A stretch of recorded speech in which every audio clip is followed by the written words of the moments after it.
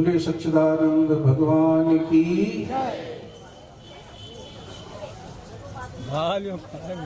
प्रयास करें, सीधे बैठे आप लोग और आगे आगे आ जाए। जो थोड़ी खाली जगह दिख रही है आगे से थोड़ा भरा दिखना चाहिए। आप लोग माताएं थोड़ा आगे आ जाए।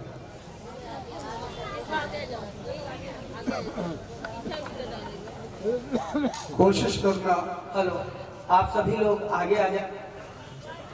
श्रोता का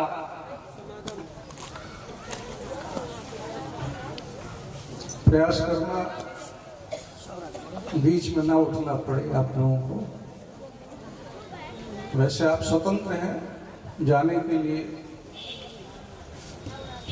लेकिन जिन्हें जाना हो अभी चले जाएं, या जिनको जाने की लगता है मुझे जाना पड़ेगा तो पीछे जाके अभी से बैठ जाए।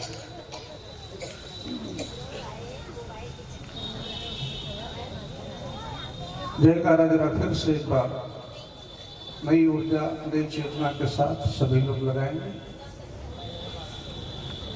बोल बांके बिहारी लाल की, श्याम रामचंद्र भगवान की,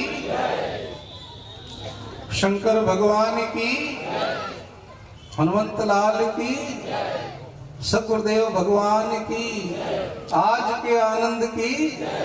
जय जय श्री राधे। भाई हमारे ब्रज की परंपरा है कि जब राधे राधे बोलते हैं तो दोनों हाथ ऊपर करते हैं। अभी मैंने देखा कि कुछ लोगों ने हाथ नहीं उठाया, शायद मालूम नहीं होगा, जैसे बैठे थे वैसे ही बैठे रहे, या कुछ लोगों ने उठाए भी तो आधे उठाए। राधे बोलो तो आधे ने पूरे हाथ उठाए हैं। जय जय श्री राधे।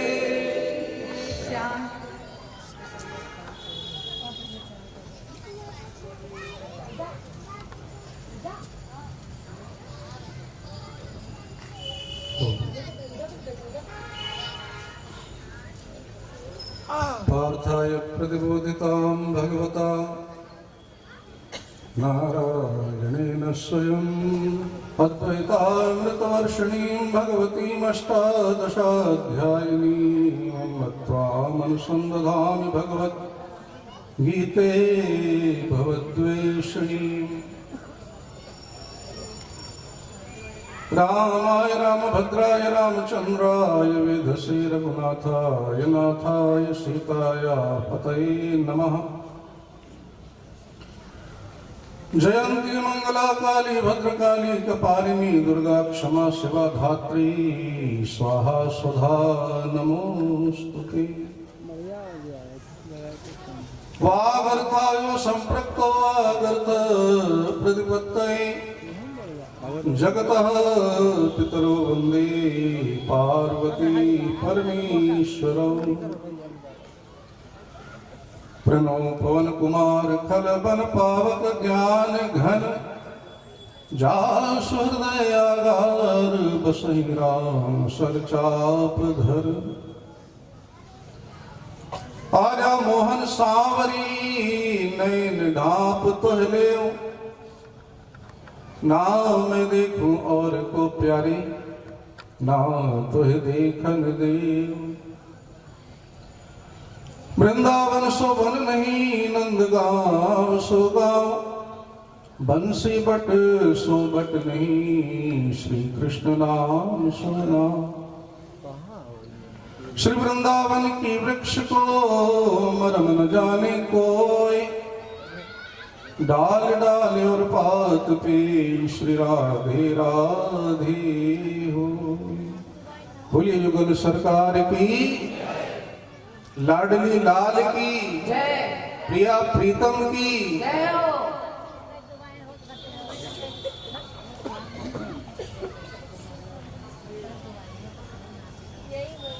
मंचाश्री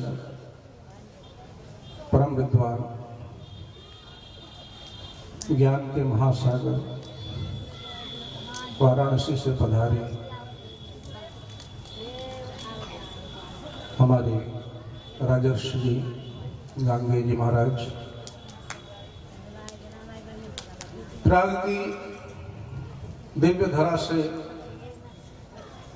पधारे हुए हमारे वेद व्यास जी महाराज ओंकारनाथ जी, संगीत की मधुर मधुर बिल्कुल समाधि में पहुंचा दे ऐसे जिनकी कंठ में माता सरस्वती विराज रही हैं, ऐसे हमारे संगीतकार जी महाराज, साध्वी ज्योति जी, ब्रह्म ज्योति जी, सीता सावित्री अनुसुईया के चरणारविंद पर चलने वाली हमारी भक्तिमती माताओं, रामकृष्ण विवेकानंद जी के चरण कमलों पर चलने वाले हमारे देवताओं, कार्यक्रम के आयोजक गण, सभी का हृदय से स्वागत है, धन्यवाद है। जरा प्रेम से इस बार बोलिए जय श्री राम।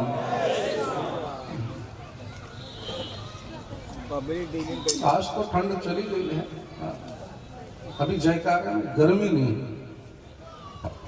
अब तो राम मंदिर बनने का रास्ता साफ हो गया है।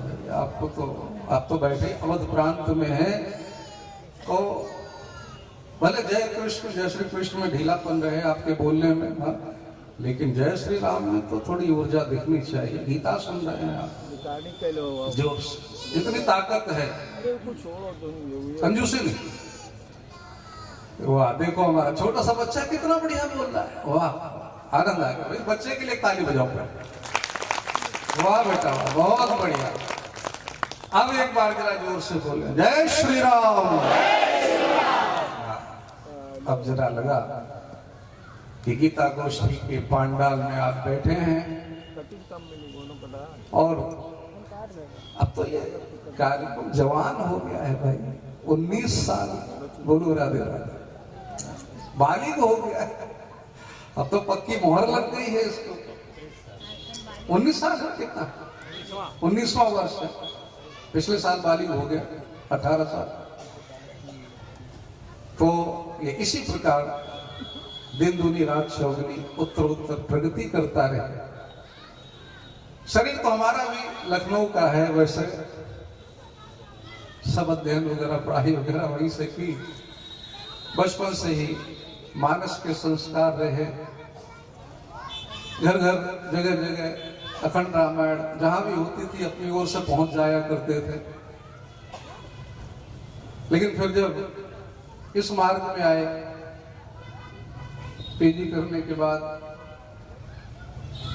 तो जुड़ गए मिशन से। चिन्मय मिशन नाम की संस्था है, गुरुकुल है उनका, जगह जगह देश विदेश में आश्रम है। उस आश्रम में रह करके जब अध्ययन करने के लिए पहुंचे, वहां की पहली शर्त यही थी कि गीता कंठस्थ करो। बोलो राधे राधे। ठीक है, किया कंठस्थ। 10-10 श्लोक रोज याद करते थे। गीता जी में कितने श्लोक हैं? कितने श्लोक हैं गीता जी में? 700 श्लोक। आप सब जानते हैं, तो बहुत कॉमन बात है, सामान्य बात है। रोज 10 श्लोक, रोज 10 श्लोक। गुरुदेव की कृपा से 70 दिन में जाकर के गीता कंठस्थ हुई। आज 10 याद किए, फिर कल 10 याद किए, तो पिछले वाले भी रिपीट करने पड़ते थे, फिर याद किए, फिर पिछले, इस तरह करके ही। और फिर जब उन पर व्याख्यान सुना, जब संतों की व्याख्याएं पढ़ी, देखी, सुनी, तो लगा कि हमारा जो भारतवर्ष कभी विश्व गुरु रहा, तो बिल्कुल उसमें इस गीता का पूर्ण योगदान। अभी व्यास जी महाराज बता रहे थे, बहुत ही सुंदर श्लोक आपने चुना, बहुत ही, जो 18वें अध्याय का 14वां श्लोक, इतनी सुंदर विशद व्याख्या उन्होंने करी अपने उसमें।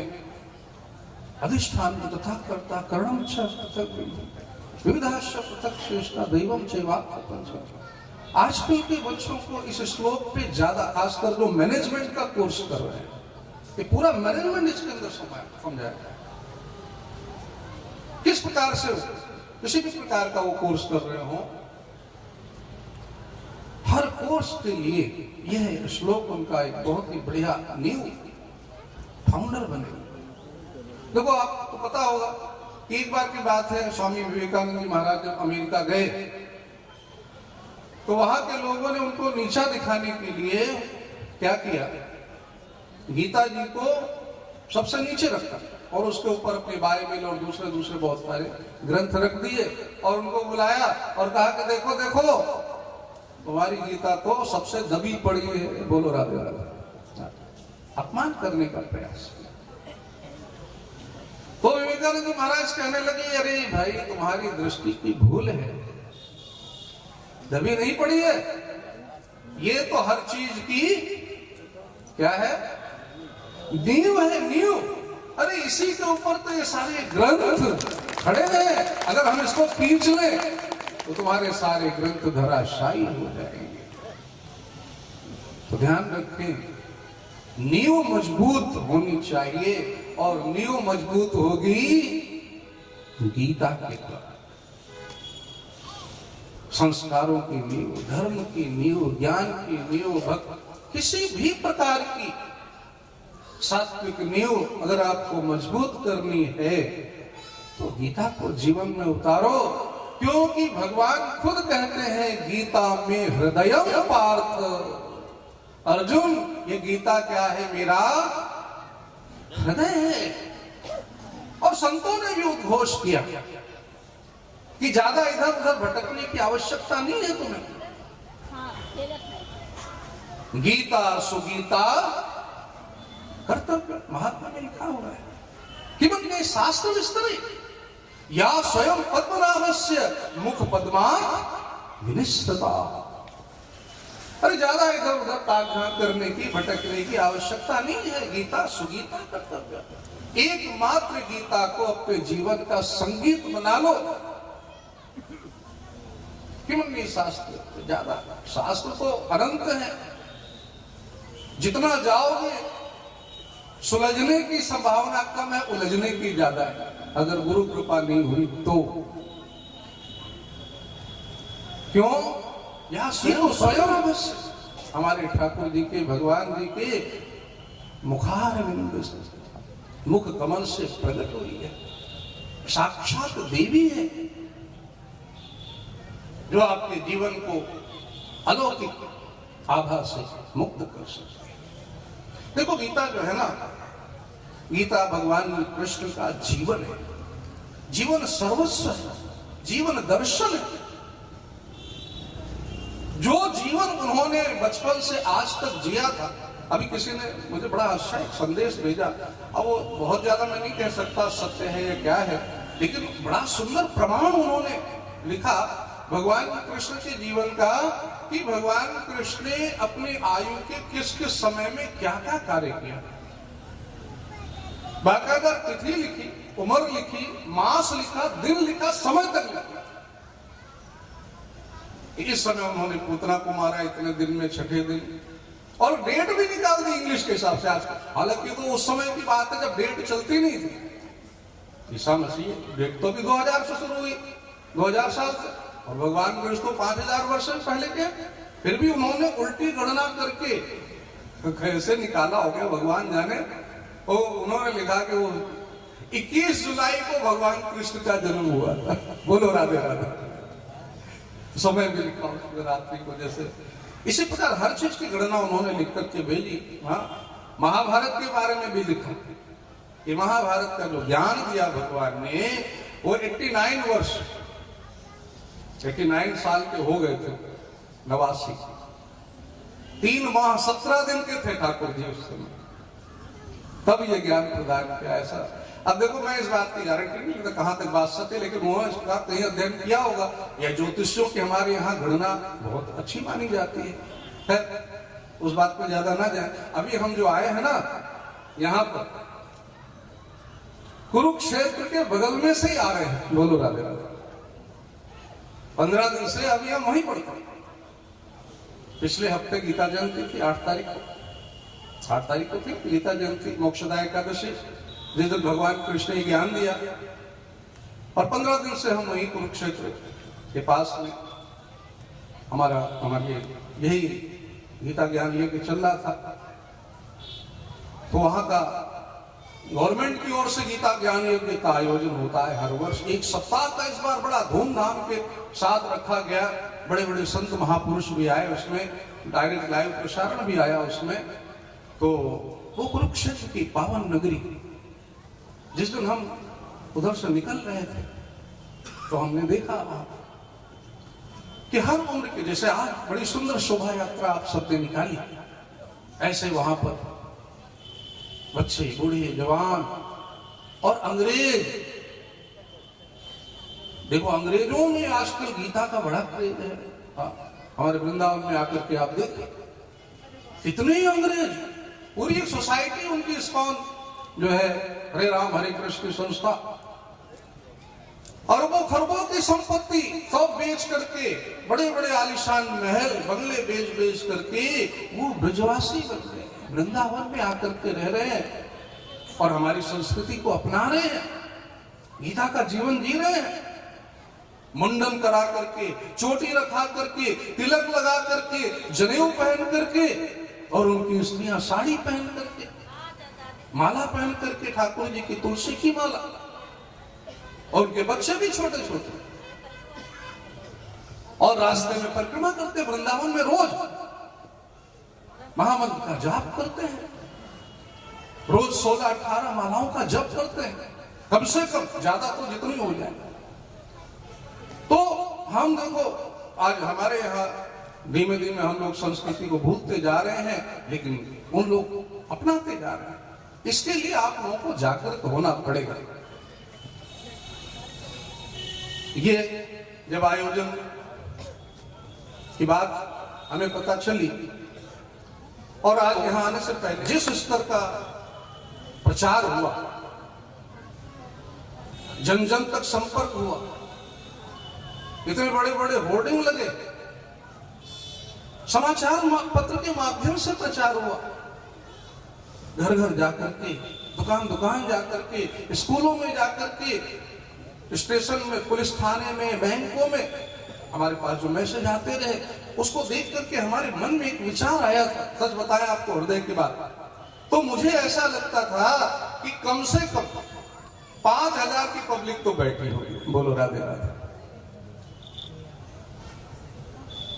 हालांकि आप लोगों को देख के मुझे बहुत प्रसन्नता हुआ। हाँ, ये बात आपकी मानता हूं, वो ठीक है, मन को समझाने की बात, लेकिन जनसंख्या भी कोई मायने रखती है भाई। हम तो ऐसी भी कथा करते हैं जहां केवल 10 लोग होते हैं, आपको सत्य होता है, और ऐसी भी कथा होती है जहां 20,000 लोग भी होते हैं। तो कथा में हमारा अंतर नहीं आता है। जो हम 10 लोगों को सुनाए वो भी यही कहते हैं, महाराज हम तो शेर हैं, शेर। बोलो राधे राधे। ठीक बात, तो शेर को अभी यही तो कह रही थी साध्वी जी, हर एक व्यक्ति क्या है, श्रेष्ठ है, सबके अंदर कृष्ण है, ईश्वर सर्वभूताना हृदय। लेकिन हमारा मतलब ये है कि जब धर्म की बात आती है तो कई बार हम जो है ना थोड़ा सा कहीं ना कहीं न्यून रह जाते हैं। हाँ, माताएं आई हैं, पुरुष भी आए हैं, कुछ जवान भी हैं, बच्चे भी हैं, लेकिन जितनी संख्या, इतना प्रचार हमारे दुबे जी ने किया और उनके सहयोगियों ने, पूरे एक टीम वर्क हुआ है, उसको देखते हुए मुझे हल्की निराशा हुई। और ये आपको आगे चल करके इसको और अच्छे, हालांकि उनके एक वाक्य किसी दिन लिख के भेजा मुझे कि हम चाहते हैं राष्ट्रीय स्तर पर हो, ये जो अभी जिले के लेवल पर है, पहले इसको प्रादेशिक स्तर पर बनाया। गीता जैसे, वैसे तो ये बड़ी उनकी हिम्मत है, ये तो अवध प्रांत में आता है हा? और गीता तो भगवान ने कहा सुनाई, हरियाणा में जाकर के, कुरुक्षेत्र में जाकर के। यहाँ पर रामायण का आयोजन होता तो शायद से 4 गुना पब्लिक होती। उनकी ओर से गीता गोष्ठी जो रखी गई निश्चित रूप से बहुत ही सराहनीय कार्य है, और आप निश्चित रूप से एक एक व्यक्ति हजारों के बराबर हैं, हम मानते हैं, इसमें कोई वो नहीं है। और हर व्यक्ति में अर्जुन जैसा भाव भी है, हर एक में कृष्ण भी बैठे हुए हैं, दोनों हैं, ऐसा नहीं केवल कृष्ण है, अर्जुन भी है, कृष्ण भी है, कौरव भी है, पांडव भी। बोलो राधे राधे। रावण जैसे भी है और राम जैसे भी, भाई दोनों चीज को मिक्स है, नेगेटिव और पॉजिटिव, यही तो है राक्षस और देवता। सभी के अंदर सब चीज, हर चीज के बीज हैं आपके अंदर, हर चीज के बीज हैं। मैं श्रद्धेय गांगी जी का बड़े ध्यान से प्रवचन कई जब से भेजा है, मैंने कई बार सुना, उसको सही बताया, इतना विद्वतापूर्ण होगा। और इतना, एक बात मुझे आपकी बहुत ही अच्छी लगी उसमें कि देखो जब वो राम जी को केवट ने पार उतारा तो उनके पास कुछ देने को भी नहीं था केवट को। सीता जी ने मुंदरी दी, वो भगवान ने देना चाहिए लेकिन केवट ने मना कर दिया। तो ऐसी स्थिति राम जी की थी, लेकिन किससे टक्कर ली उन्होंने? रावण से टक्कर ली। रावण से कुछ भी साधन नहीं है, लेकिन अवसर का सदुपयोग। बोलो राधे राधे। जो आपको मौका मिला है, जो आपको अवसर मिला है, आप जहां जिस स्थान पर जिस स्थिति में है वहीं से अपने आप को ग्रो कीजिए, उठाने का प्रयास कीजिए। स्वे स्वे कर्मण्यभिता संसिद्धिं लभते नरः। चाहे आप कुछ भी क्यों न करते, किसी भी वर्ण के क्यों ना हो, इससे मतलब नहीं है। इसी का नाम भगवान ने दूसरे अध्याय में योग कह दिया, योग कर्मसु कौशलम। कर्म में कुशलता का नाम ही योग है। कर्म में कुशलता का नाम योग है, मतलब दोनों तरह से, दोनों दो दृष्टिकोण है यहाँ पर। एक तो जो कार्य आप कर रहे हैं बड़ी कुशलता के साथ, बड़े डेडिकेशन के साथ, समर्पण के साथ, अपना 100% देते हुए, जैसे आयोजन किया गया, आप सबने अपना 100% दिया, कुछ भी बचा करके नहीं रखा, कोई कमी नहीं रखी, ना प्रचार में, ना प्रसार में, ना धन में, ना जन में, ना समय में। और दुबे जी का बार बार आह्वान आता था उसमें कि हमें और कुछ नहीं चाहिए, केवल समय दान। बोलो राधे राधे। अरे जोर से बोलो राधे राधे, एक बार और जोर से राधे राधे। उन्होंने आपसे क्या मांगा? सिर्फ समय दान। आप समय दीजिए, और वो समय भी देने को आज व्यक्ति राजी नहीं है। आप लोगों ने दी, आपकी बात नहीं हो रही, जो यहां बैठे उनकी तो बात हो ही नहीं रही। आपने दिया, आप तो धन्यवाद के पात्र हैं, लेकिन जो नहीं दे पाए, कारण हो सकते हैं सबके अपने, लेकिन इतना भी व्यक्ति बिजी नहीं हो सकता है स्थानीय व्यक्ति कि थोड़ा सा समय एक दिन का निकाल करके न आ सके। आना चाहिए उसे, जन्म जन्म के उसके कारण पुण्य के बाद तो ऐसी स्थिति आती है कि संत महापुरुष आपके अंदर दबे हुए सुंदर बीजों को उभारना चाहते हैं, पुष्पित पल्लवित करना चाहते हैं। सभी चीजें हैं आपके अंदर, काम भी है, क्रोध भी है, लोभ भी है, मोह भी, अहंकार भी है, सब है कि नहीं है? और अच्छाइयां भी है, प्रेम भी है, सत्य भी है, करुणा भी है, दया भी है, ज्ञान भी है, भक्ति भी है, दोनों चीजें। संत लोग चाहते हैं कि वो नेगेटिविटी हमारे जीवन से हटे, एक सुंदर पॉजिटिविटी, सकारात्मकता, ऊर्ध्वगामी प्रवृत्ति हमारी हो। जीवन का हर क्षण हम परमात्मा से जुड़े, प्रभु का सानिध्य प्राप्त हो, महापुरुषों का सानिध्य प्राप्त हो। अभी एक एक महापुरुष को आप अलग अलग बुलाने जाओगे, बड़ा मुश्किल हो जाएगा। इतना बड़ा आयोजन एक साथ, इतना आपको महासागर मिल रहा है, और ऐसे में भी आप लाभ न ले सके तो शास्त्र कहते हैं महती विनष्टि, बहुत बड़ा नुकसान हमने अपने आप, कहते ना, अपने पैरों पे मानो आप ही कुल्हाड़ी चला ली। इतना इनकी करुणा है महापुरुषों की कि आपको देने के लिए आए हैं, लुटाने के लिए आए हैं, समय निकाला है, और आप भी धन्यवाद कर पाता है। बार बार हम कहेंगे इस बात को। ये चाहते हैं आपके अंदर से सत्य प्रकट हो, प्रेम प्रकट हो, भक्ति प्रकट हो, पुरुषार्थ प्रकट हो, कर्मठता प्रकट हो, हर तरह के जो भी आपके अंदर छुपी हुई शक्तियां हैं वो जागृत हो। गीता में इसी को भगवान ने यज्ञ कहा, यज्ञ भाव से करो। एक जगह कहा कि धर्म न दूसर सत्य समाना, और एक जगह कहते हैं कि परहित सरित धर्म नहीं भाई।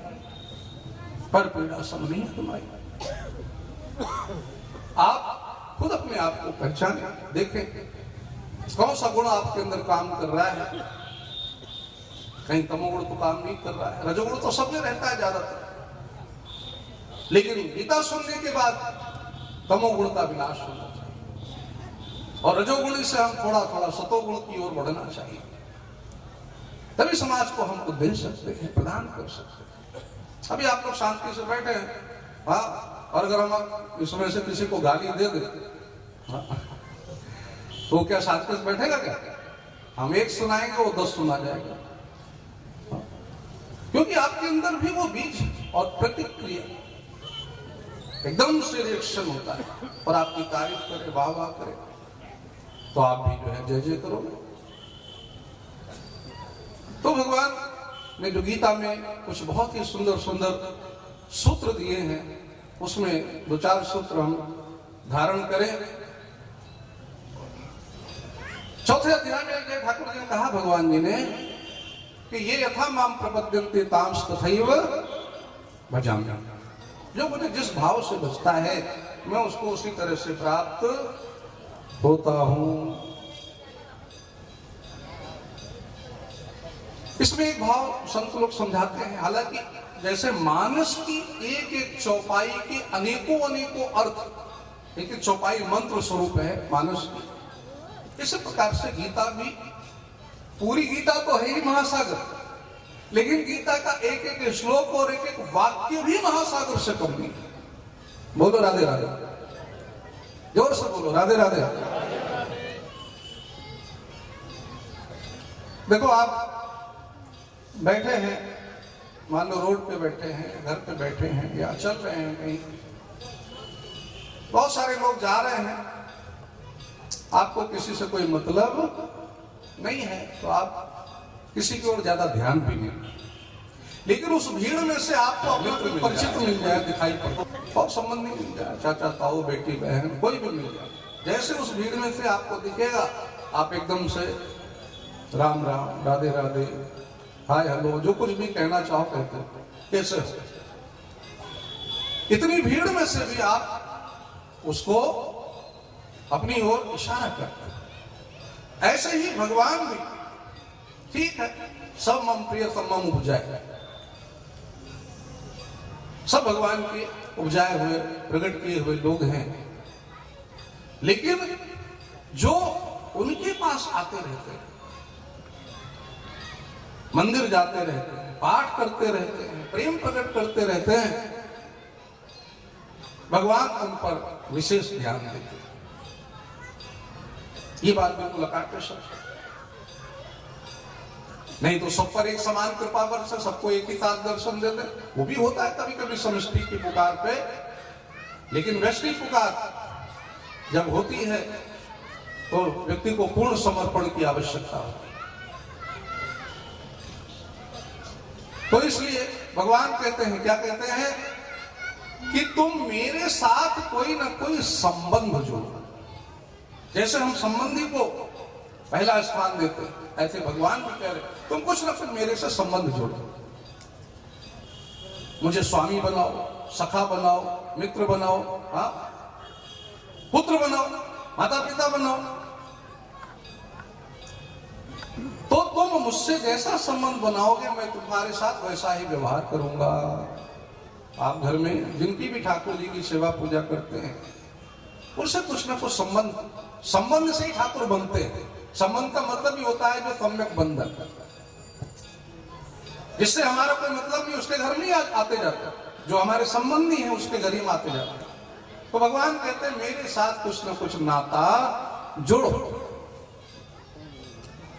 एक संत बड़ा अच्छा समझा रहे थे, प्रसंग साहब बड़े संक्षेप में आपको बात बता रहे हैं कि 3 प्रकार के संबंध होते हैं, ध्यान देना, बहुत ध्यान से सुनो ये बात।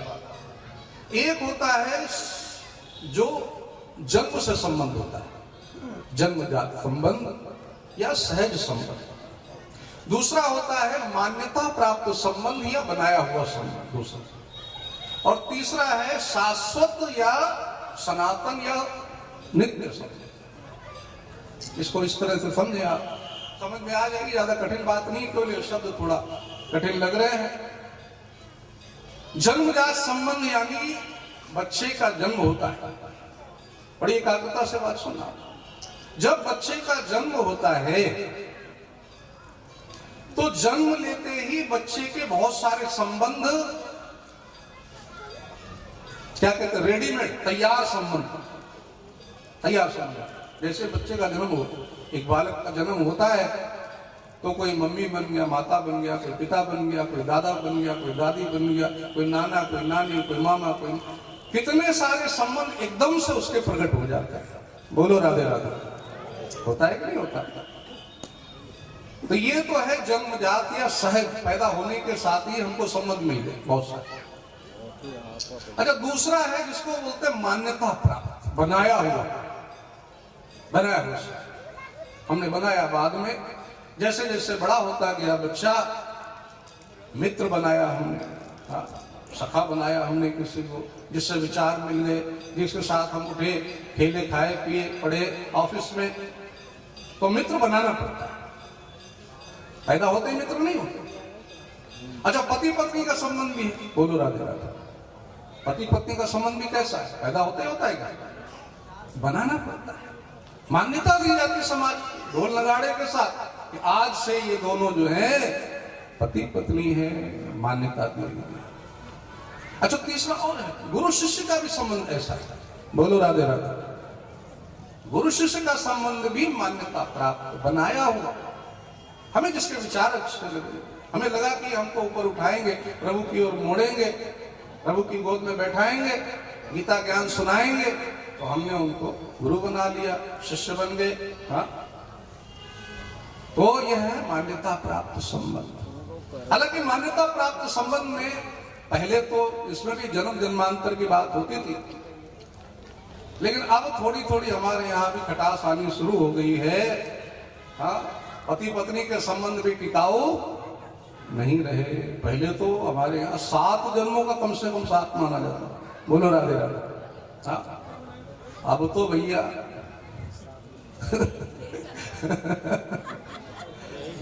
अरे एक ही जन्म निभा ले तो बहुत बड़ी बात है। वहां थे हरियाणा में, किसी आश्रम में थे, वो संत ने व्यंग्य सुनाया मुझे कि मरने के बाद एक पति पत्नी पहुंचे यमराज के दर, साथ ही गए होंगे ऊपर शायद। तो यमराज ने पूछा, हाँ भाई तुमको और कितने जन्म का साथ चाहिए?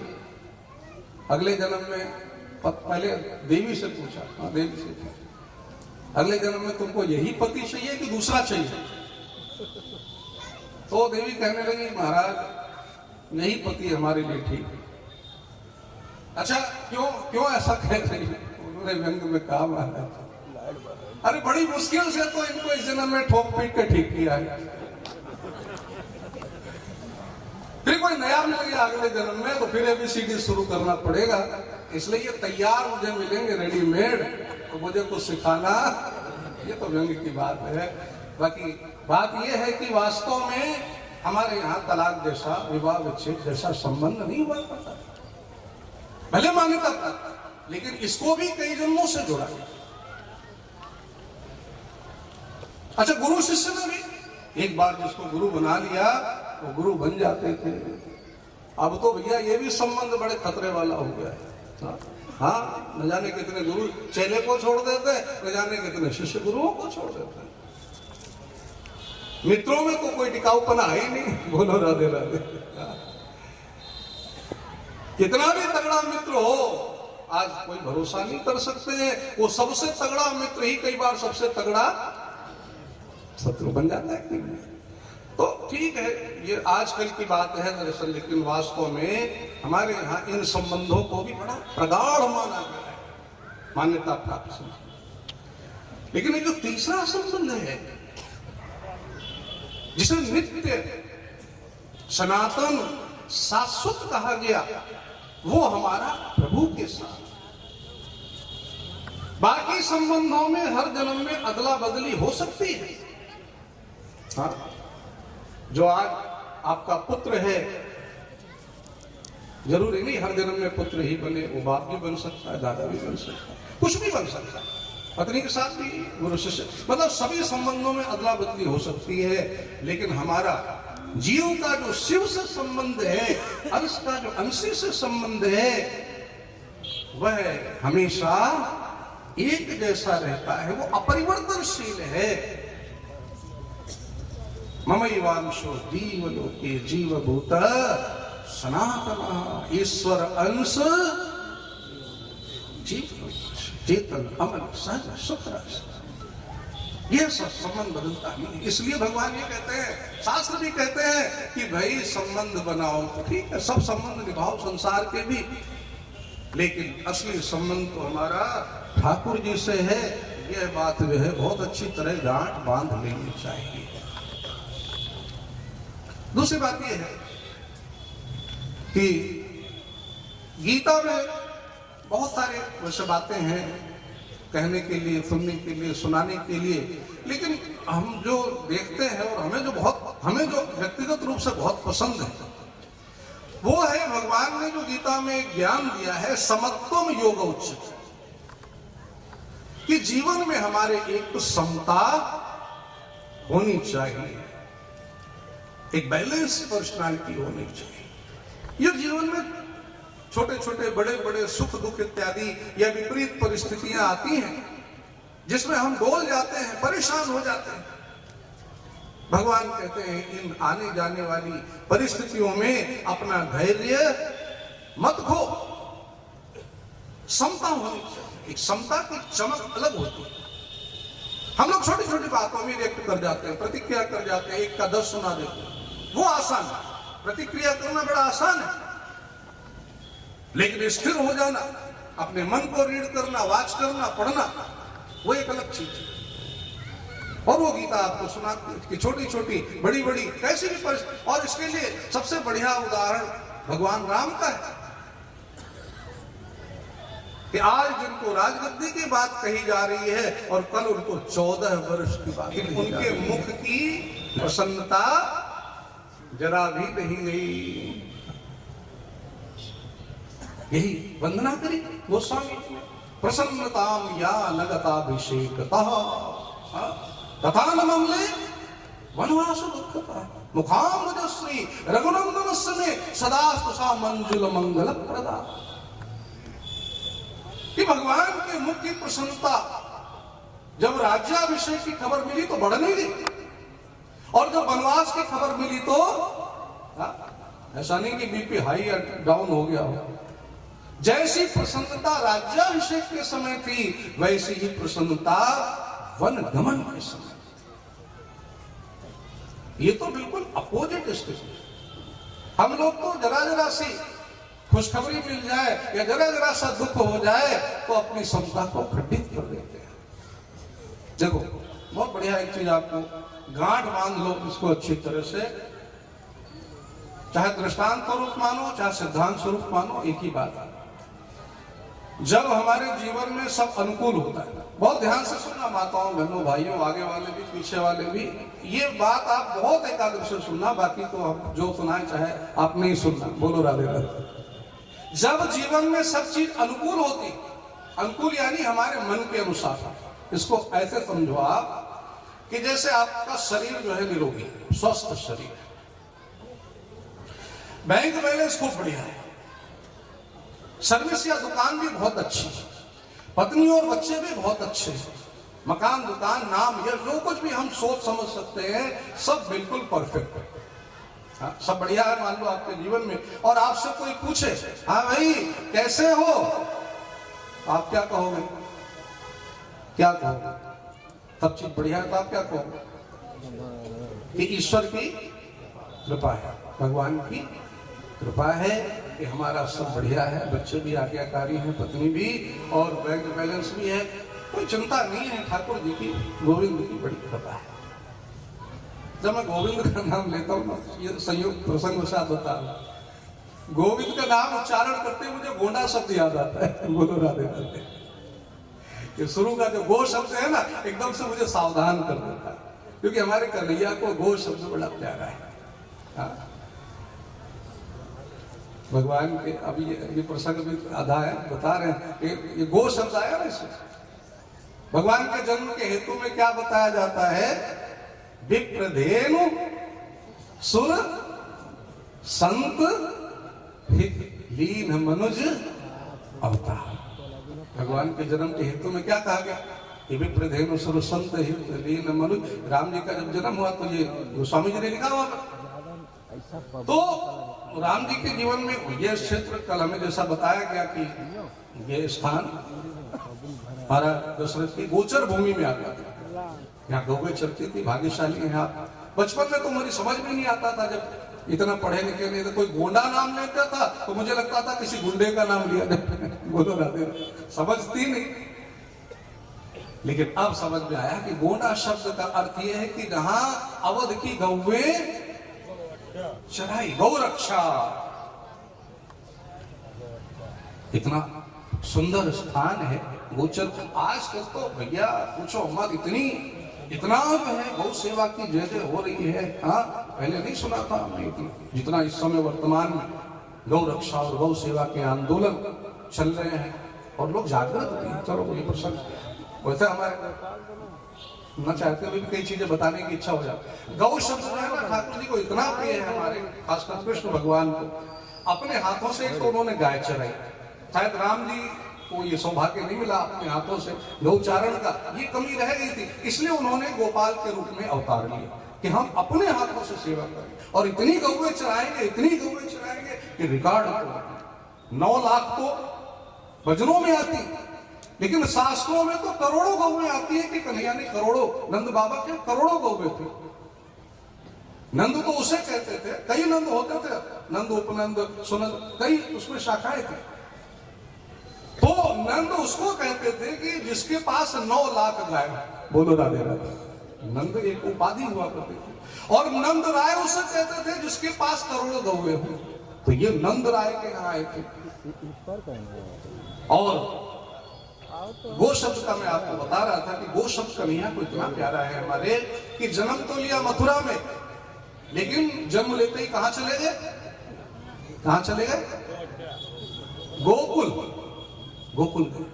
मथुरा में जन्म, हरि जन्म लियो, गोकुल झूले पालना। गोकुल में जाकर के क्यों गोकुल गए? क्योंकि गो उनको पहले दिन से ही गो शब्द चाहिए, गो के बिना नहीं रह सकते। गांवों में अग्रत है संतु, गांवों में संतु पृष्ठता। भगवान कहते हैं कि जहां गाय है वहां मैं हूं। गांवों में पड़ता संतु, गवाम मध्य सामने, चारों ओर मेरे गाय ही गाय हो। और भगवान का तो पता नहीं, लेकिन कन्हैया को अगर किसी को बुलाना है तो गाय तो जरूर रखनी पड़ेगी। कुत्ता रखोगे तो शायद भाग जाएंगे। बोलो राधे राधे। गौ सेवा करनी पड़ेगी कृष्ण के लिए, कृष्ण को बुलाने के लिए। तो गोकुल चले गए। और फिर आप देखो गौ शब्द से उनको कितना प्यार है। अपना नाम गोपाल रखवाया, गोविंद रखवाया, गोवर्धन, सबने गो शब्द को जोड़ो। गोविंद, गोपाल, गोवर्धन, गोपी, ग्वाले, जहां देखो वहां गो गो गो, यही तो है। भगवान के धाम का नाम, जैसे राम जी के धाम का नाम साकेत धाम, वैसे कन्हैया के धाम का नाम गोलोक धाम। वो रहते ही वहां पर है जहां गोलोक, गाय ही गाय। क्योंकि गाय केवल, देखो ये भारतीय संस्कृति हमारी यही तो है कि जहां पर गौ, गीता, गायत्री, गुरु, गंगा, इनके लिए व्यक्ति अपनी जान भी समर्पित करता है। तो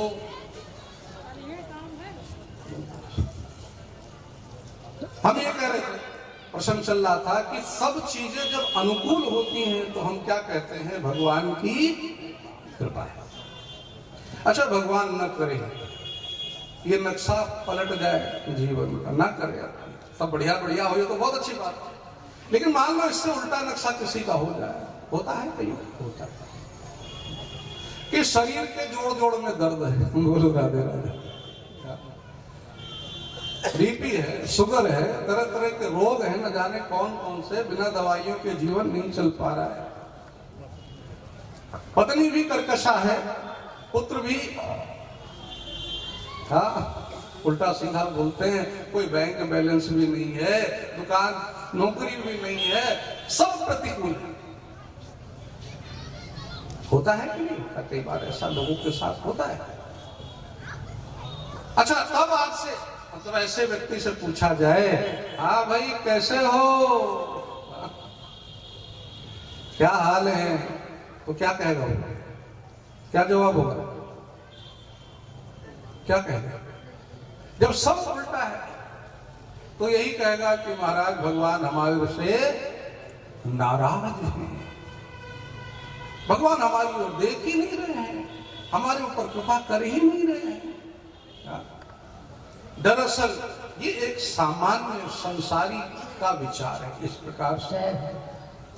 लेकिन भक्त का क्या जवाब होगा? भक्त तो बिल्कुल अलग ही प्रकार का होता है। उस स्थिति में भी वो कहेगा कि इसमें भी भगवान की कृपा है। बोलो सच्चिदानंद भगवान की जय। बस यहीं पर ये रेखा हो जाती है संसारी और भक्त या ज्ञानी में कि अगर प्रतिकूल में भी तुम भगवान की जय जय करते हो, उसकी कृपा देखते हो, तो कहीं ना कहीं भक्ति और ज्ञान को तुमने बचाया है। अनुकूल को तो सभी बचा लेते हैं, बढ़िया बढ़िया चीज मिले तो भगवान की कृपा नजर आ जाती है, लेकिन तुम्हारे कर्मों के फल भैया कहाँ जाएंगे? कर्मों का फल तो बंदे तुझे भोगना पड़ेगा, लेकिन प्रभु की भक्ति, ये लाइन ध्यान देना, लेकिन प्रभु की भक्ति कुछ दर्द कम करेगी, कर्मों का फल तो बंदे तुझे भोगना पड़ेगा। कर्मों का फल तो भोगना पड़ेगा, लेकिन प्रभु की भक्ति करोगे तो हो सकता है कि 100% दर्द कम ना हो, लेकिन 99% दर्द तो कम हो जाएगा। करके देखो तो सही, वो दुख भी आपको दुख नहीं लगेगा, बल्कि ऐसा लगेगा परीक्षा हो रही है, ठाकुर की विशेष नजर हमारे ऊपर है। हाँ, वो अगर फूल दे सकता है तो क्या सूल नहीं दे सकता?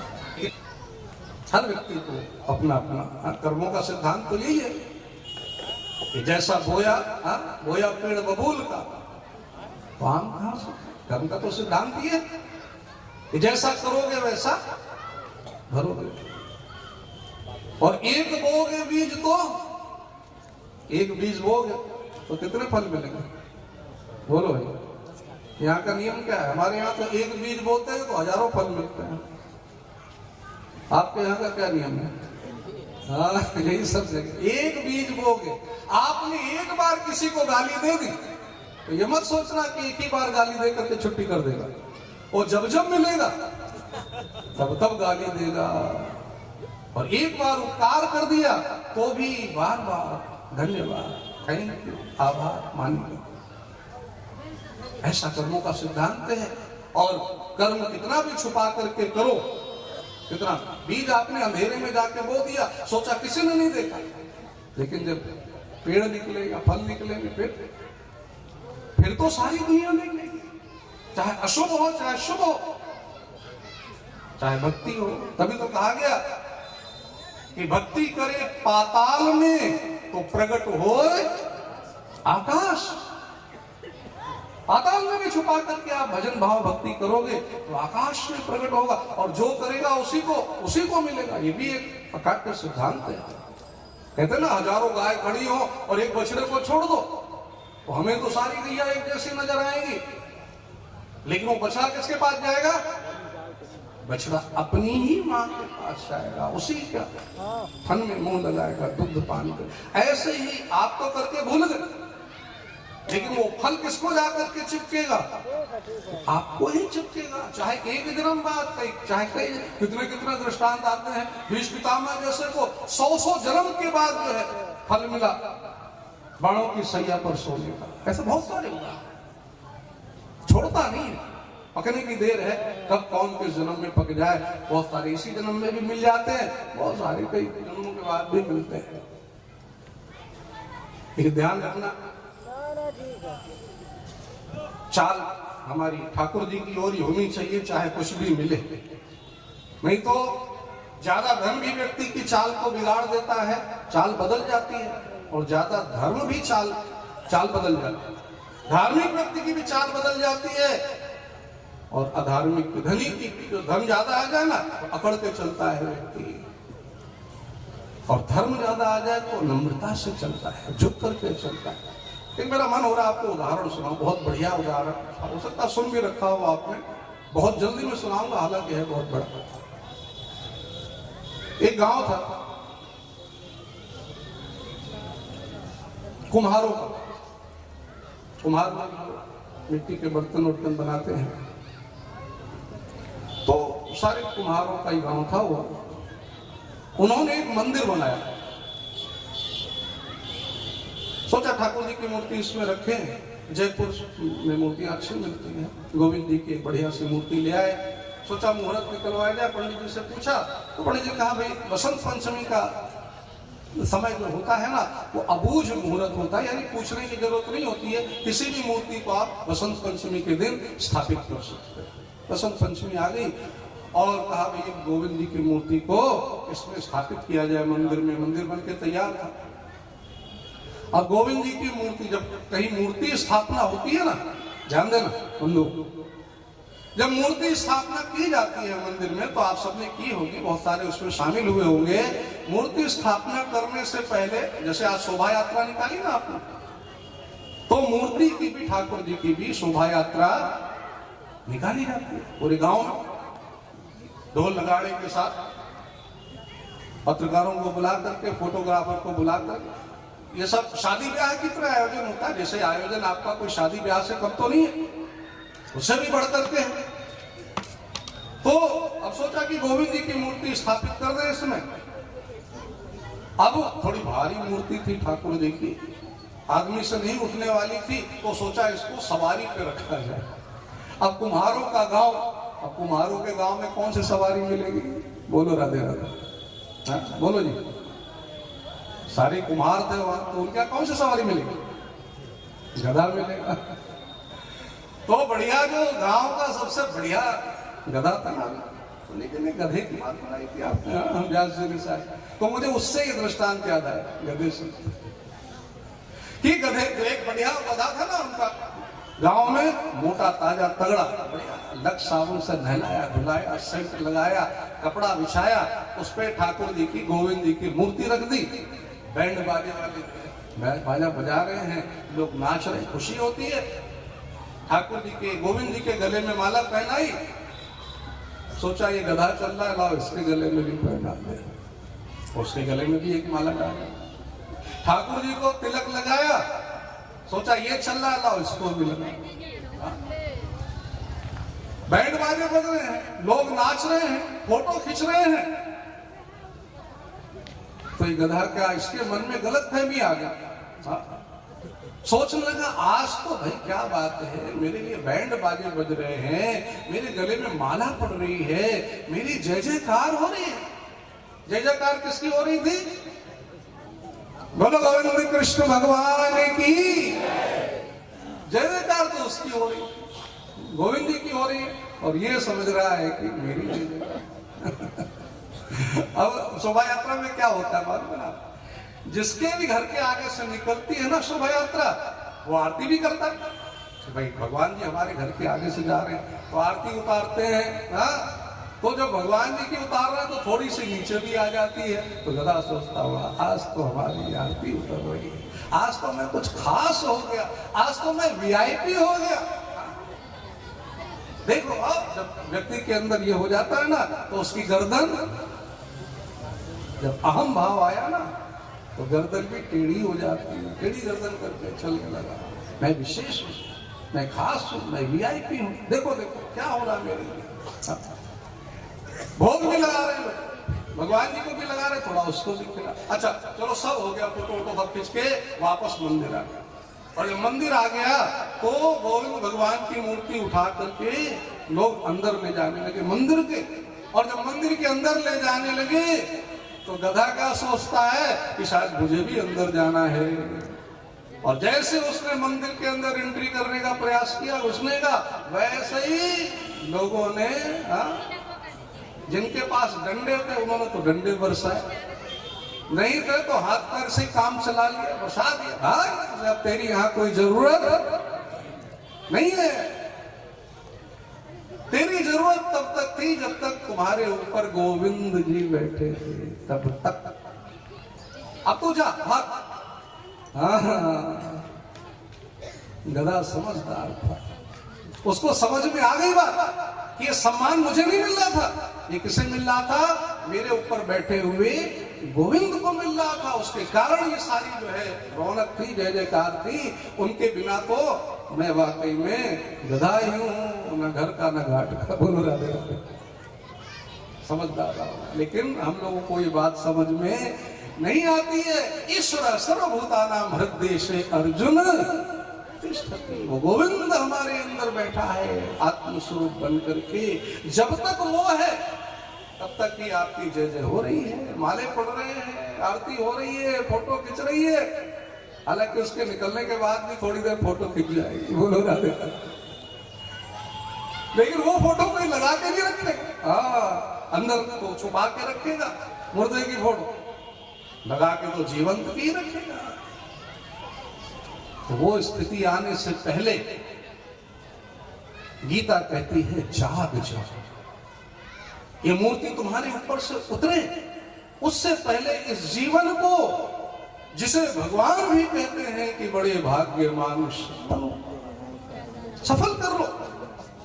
और नहीं तो फिर वही बात है, महती विनष्टि, बहुत बड़ा समझो नुकसान कर दिया। ये गीता भगवान का जीवन दर्शन है।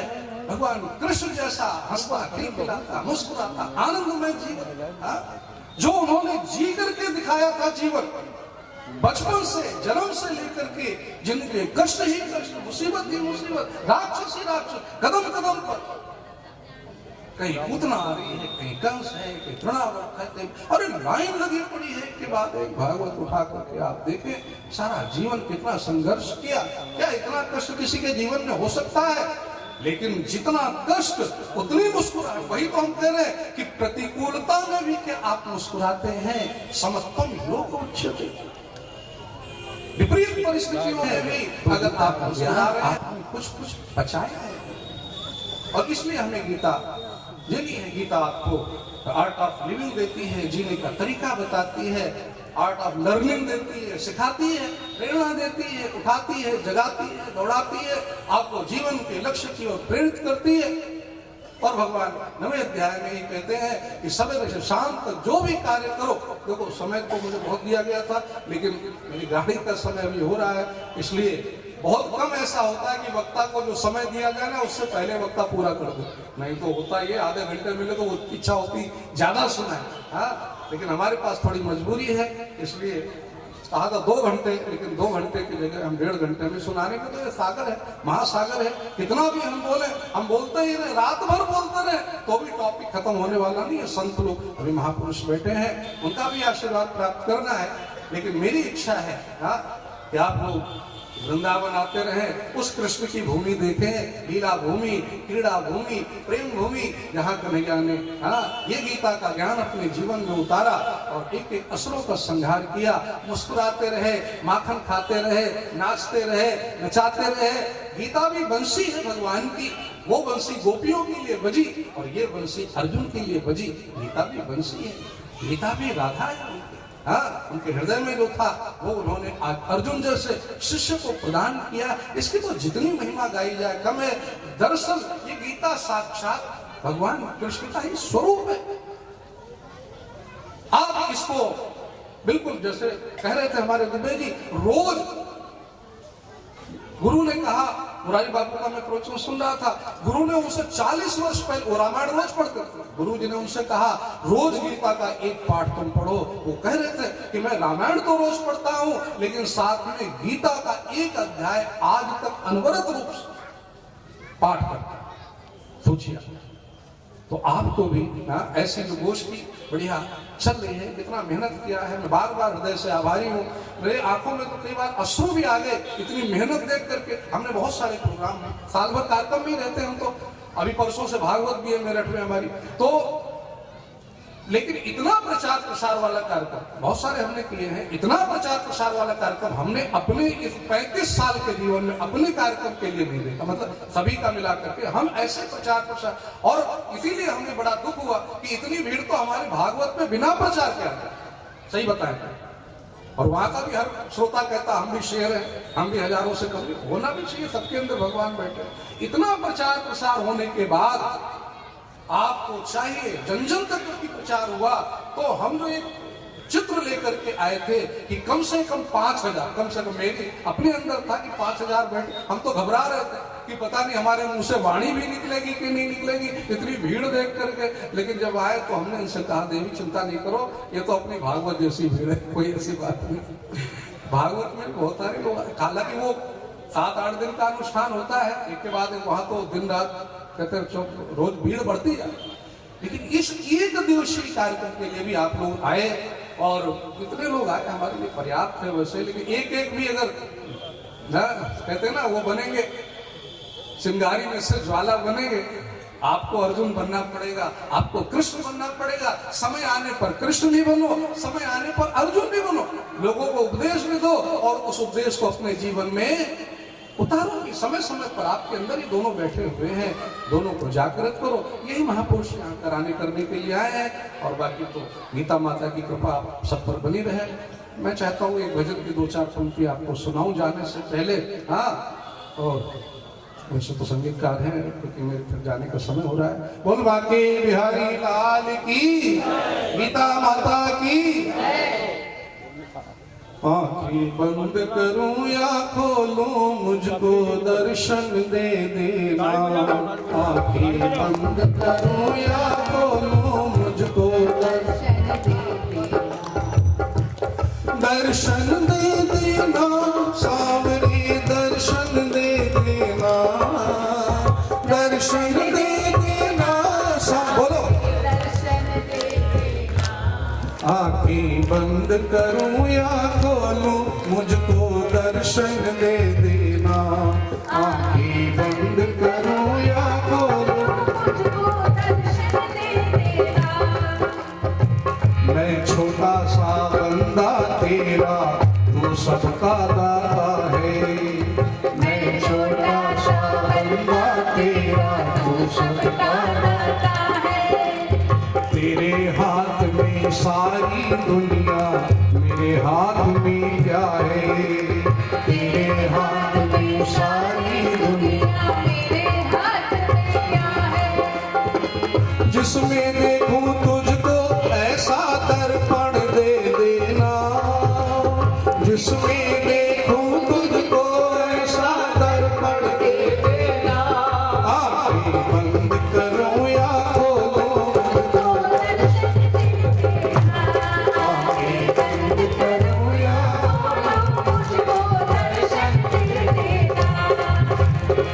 मेरे अंदर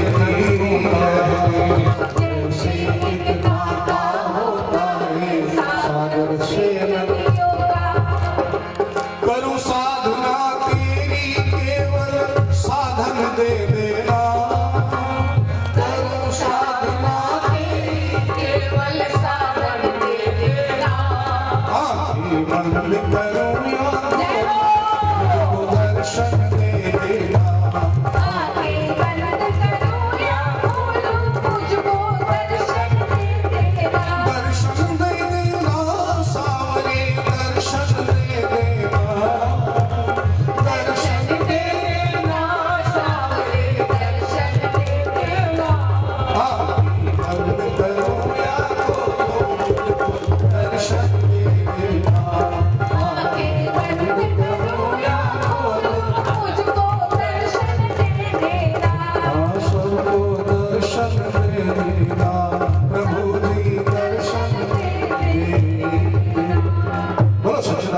भगवान की जय जय श्री राम। योगेश्वर भगवान श्री कृष्ण की, कृष्ण की, कृष्ण की।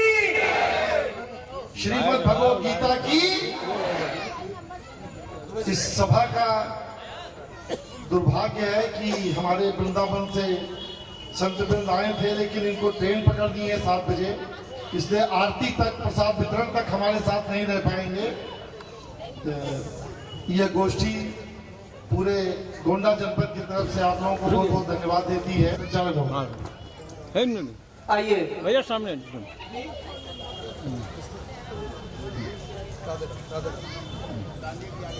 जी, श्री श्री गांगे जी का पुनः मंच पर दर्शन होने जा रहा है। हम उनके मुखार बिंदु से अमृतमयी भाषा का ग्रहण करेंगे, स्नान करेंगे, क्योंकि यहीं से स्वयं की इच्छा भी होती है कि मैं शांत हो जाऊं, सुनना ही सुनना रहे।